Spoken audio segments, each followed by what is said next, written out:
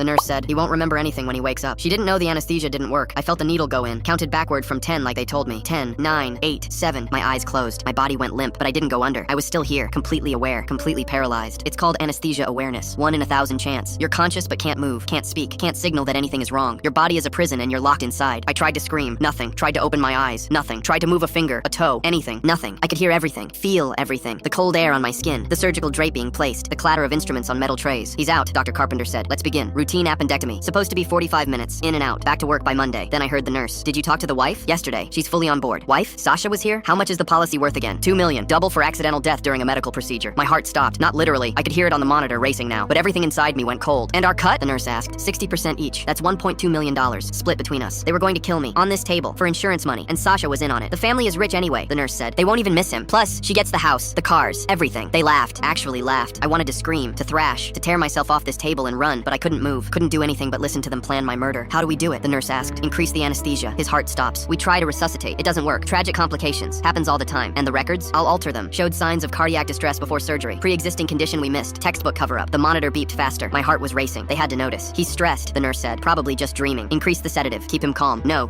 If they gave me more, I'd actually die. I'd slip under and never come back up. I focused everything I had on my left hand. Every ounce of energy. Every thought. Move. Nothing. Move. Nothing. Ready? Dr. Carpenter asked. Ready. I heard the syringe. The tap of a needle against glass. Move. Please. Move. My finger twitched. Once. Tiny. Almost imperceptible. But the anesthesiologist saw it. Wait. I focused harder. My whole hand this time. It moved. Lifted an inch off the table. What the hell? My arm. I could feel it coming back. The paralysis wearing off. He's waking up. That's not possible. I gave him enough to... I opened my eyes. Dr. Carpenter was standing over me. Syringe in hand. Face frozen in shock. The nurse dropped her clipboard. I couldn't speak yet. My throat was still paralyzed, but I could move my arm. Could point. I pointed at the ceiling. At the camera in the corner. The one connected to the hospital's cloud server. The one that recorded everything for liability purposes. The one they forgot about. I mouthed one word. Recorded. Dr. Carpenter's face went white. He looked up at the camera, then back at me, then at the nurse. We need to... The door burst open. Security. 2 officers. And behind them, a man in a suit I recognized from hospital administration. Dr. Carpenter. Nurse Chen. Step away from the patient. This is a misunderstanding. We monitor the surgical feeds remotely. We heard everything. Everything. Every word about the insurance money. The murder plot. Sasha. They cuffed them right there in the operating room. Dr. Carpenter didn't resist. Just kept staring at me like he couldn't understand how I was awake. The nurse was crying. It was his idea. I didn't want to save it for your lawyer. They wheeled me to recovery. A different doctor. A different nurse. People I could trust. My voice came back an hour later. The first thing I said was, where's my wife? They found Sasha in the waiting room, playing the worried spouse, dabbing fake tears with a tissue. They arrested her in front of everyone. She looked at me as they dragged her past my room, confused, betrayed, like she couldn't understand how I'd survived. I just smiled. 2 months later, I testified at all 3 trials. The anesthesiologist confirmed what happened. A rare reaction that left me paralyzed but conscious. 1 in 1,000 chance. 1 in 1,000 chance that saved my life. Dr. Carpenter got 25 years. The nurse got 15, and Sasha got 20. But the best part was watching her face when the prosecutor played the surgical footage, and she realized the husband she tried to kill had heard every single word, including the part where she called him boring in bed and worth more dead.